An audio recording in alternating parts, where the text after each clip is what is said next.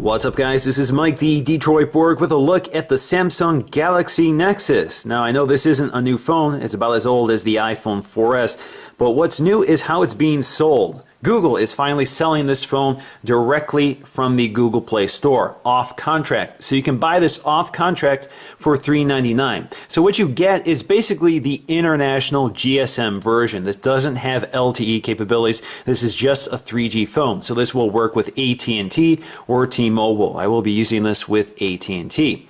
So if you're not familiar with what the Galaxy Nexus is, it's basically Google's reference phone for Android 4.0 or ice cream sandwich.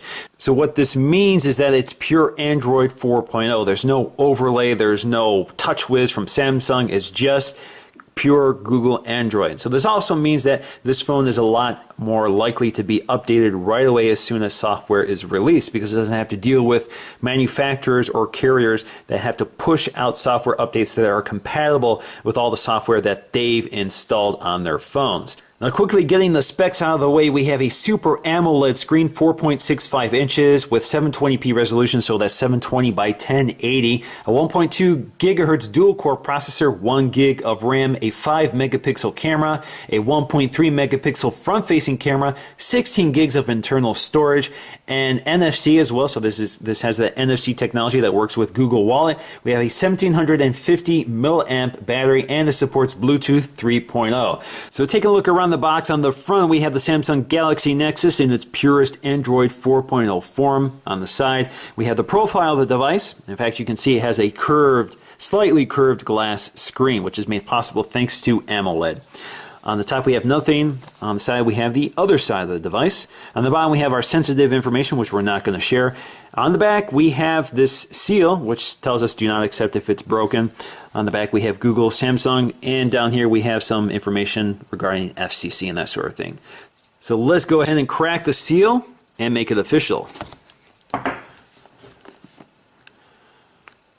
Let's pop the lid, and there is the Galaxy Nexus. Alright, so before we get to the Galaxy Nexus, let's see what's in this compartment down here. So we have a little wall USB adapter, just like the iPhone adapter, very small, cube-like. Alright, so our Samsung adapter indeed is very shiny, so looks pretty cool. Alright, so that's all there is to it. Now let's pick up the phone, and I believe we're going to have more stuff under there. So there is our phone, and we're going to set that aside for just a moment. Looks like it's already peeling off. Alright, so under the tray is some more stuff. So we get our quick start guide, which looks very boring, so we're going to set that aside. We have headphones, so it looks like we have a pair of in-ear headphones. We also have a little USB or micro USB charging cable, again that black shiny plastic. And we have our 1750 milliamp battery. So enough with the bit players, and let's get to the star of the show, the Galaxy Nexus itself. So if you have questions, go to google.com/Nexus. This is covered in this little plastic sheet with this nice handy little tab to lift up. Alright, put that aside. On the back we have another piece of plastic which is barely holding on, and it's just telling us that we need to remove the back panel to install the battery. Let's remove that. Alright, before I proceed, I'm going to install this battery here, which is going to be a little tricky because I have no fingernails. Alright, there you go. Pops right off. Now before we put the cover back on, you can see your slot for the SIM card. This is a standard mini SIM. It's not a micro SIM. Of course, we have the camera and flash, and that's about it. So let's go ahead and put the cover back on.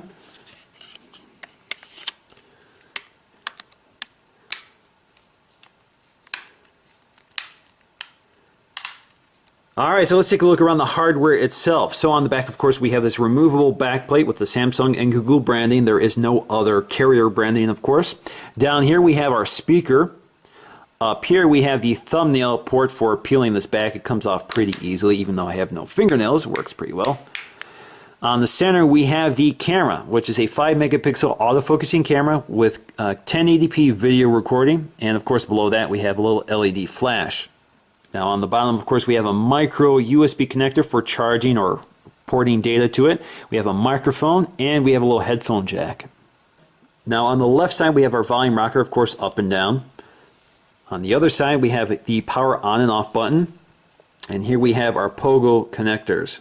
Now looking at the front of the device, you can see we have a 1.3 megapixel camera as well as an ambient light sensor and proximity sensor right next to the earpiece. Now if we look at the lower chin, you can see there are no backlit buttons. So you don't see the home key, the back key, or the recent apps key. All of that is now virtual, so they appear on the screen. But what you may notice here is a little cutout here for an LED indicator. So if you have messages or notices, this indicator will flash periodically.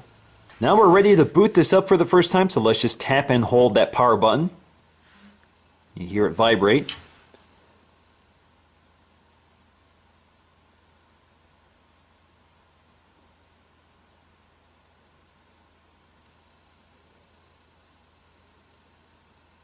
So we get a little animation that really shows off the Super AMOLED screen, so you can see very vivid colors and very deep contrast.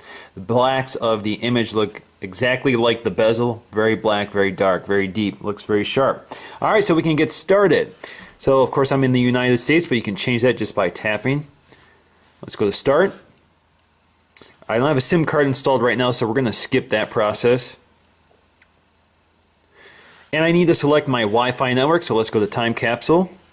And I just need to enter in my passcode. We're going to select automatic date and time, and then click next. And now we have three options here. We can sign into our Google account, get an account, or not now. So I'm going to say not now because we want to see exactly what a new user would get when he first unboxed this phone. So let's click next. And I just need to type in my name. Now if you logged in with your Google account, it would know your name automatically. So I won't have to do this step. Alright, I'm just going to agree to Google services to let them install software updates as they please. And my setup is complete, so let's go to finish and take a look. Now quickly taking a look at the stock interface here, of course you can see we have several home screens here. So we have 1, 2, 3, 4, 5. And the one in the center is the default home screen. On the default home screen you have a widget here, which is a clock. You can get rid of that if you tap and hold it.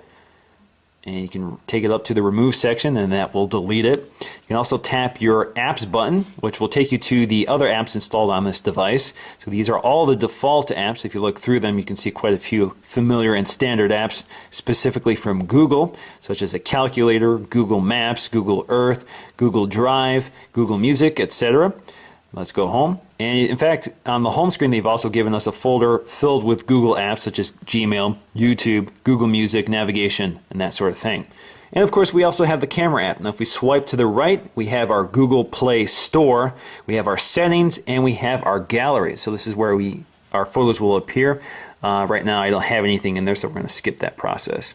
Now on the dock, we also have our critical apps. So on the left, we have the phone and our contacts. On the right, we have our messages and our internet browser. And of course in the center we have that apps button. You can also change these and move these if you want, so you can move this out of the dock and you can add something else if you want. Now up top, of course, we have Google search. If we just tap in there, we can enter a text search, so we can search for Apple. And this will search either our device or online. So let's just go ahead and search. It brings back several Google hits. Now in addition to search, you also have voice actions with this microphone. Play artist Coldplay. Now I don't have any music on this device, so it's not going to find a whole lot, but if I did, it would basically launch Coldplay either through YouTube or my music app. So let's go to YouTube, see what it finds. Now up top you'll find your notifications and your settings. So on the left side you'll see your notification badges. Right now I don't have anything running, so I don't have any notifications, but if you want to access them, all you have to do is swipe down and you'll see them listed here. Now if you want to access your settings, all you have to do is tap the settings icon and it'll bring you right to them. So here you can control a lot of things, including turning Wi-Fi on and off, Bluetooth, changing your sound, your display brightness, checking your storage, battery life, your apps, etc., etc. So you get the idea. So if you want to get out of that, all you have to do is tap the home button and you're back to the home screen. Now something also kind of unique to the Galaxy Nexus is the fact that these buttons are located on the screen. They're not part of the bezel.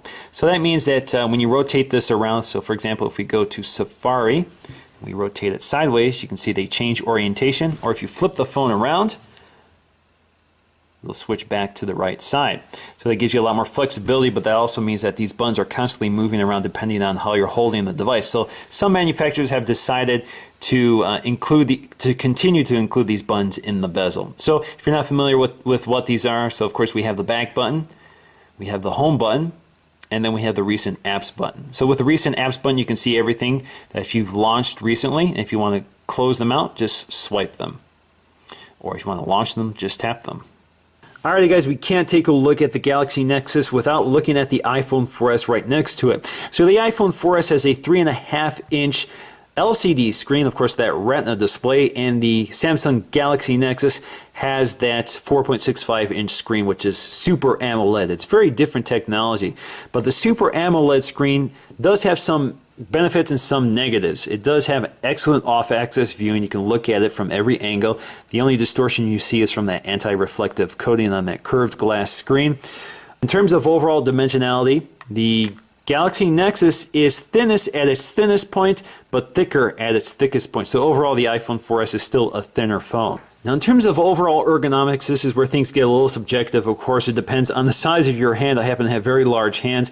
But even for me, that 4.65-inch screen is toward the outer limits of my comfort zone here. If I want to use this device with one hand, I still have to kind of slide it down to my hand to get to the upper corner. Not a big concern. But it's different with the iPhone 4S, which is just about perfect. I can access every part of it with just my thumb. So that's to me, that's a very important part of the design of a phone. It should be able to be used with one hand without kind of having to shuffle it down in order to access every part of it. So after using the Galaxy Nexus for about 24 hours, my first impressions are a mixed bag. Now, I really like Android because it integrates well with Google services, and Android 4.0 works very well. I do like the features. It also has that nice large 4.65-inch display, which means you have more screen real estate for reading text, viewing websites, and for using the keyboard. So you have a lot more room for the keyboard. The 3.5-inch screen on the iPhone is a little too small for typing comfortably. I'm always making mistakes, especially in portrait mode. And when you bring up the keyboard, it covers almost half the screen, so you can't see what you're doing. Now, the disadvantage with the Galaxy Nexus for me is that AMOLED screen versus the LCD screen and that Retina display. The AMOLED screen is a lot muddier. It's not as bright or vivid. Okay, it does have very bright and vivid colors, but the background itself, for example, whites look very muddy. Everything has a very blue cast to it, and colors are very exaggerated, so there's very poor color accuracy. So this is particularly evident when you compare the iPhone versus the Galaxy Nexus. So for me, the display, even though it's kind of a nice, has some nice advantages, that nice deep black color isn't a big selling point for me. I wouldn't buy an AMOLED screen because it's not as vivid as an LCD screen. Hopefully they improve this in the future, but I can understand why AMOLED hasn't been implemented on the iPhone yet. And the other disadvantage to me is the fact that the construction still feels pretty cheap. This is all plastic. Now, it feels comfortable to hold. It does feel a little more durable because it is plastic. This bounces instead of cracking or scratching. So maybe this is a little more durable, but of course it does feel a little cheaper. And it doesn't look as nice as the simple glass and steel industrial design of the iPhone. But I mean, it's a give and take situation. I really like Android. I really like that large screen. I like the lightweight form factor. But overall, the iPhone 4S, even though it has that small screen, still feels a lot like a much higher quality product. And I do like iOS. I just wish it integrated better with Google services. So that's going to do for me, guys. I'd like to know what you guys think in the comments below. So let me know, and I'll see you again in the next video.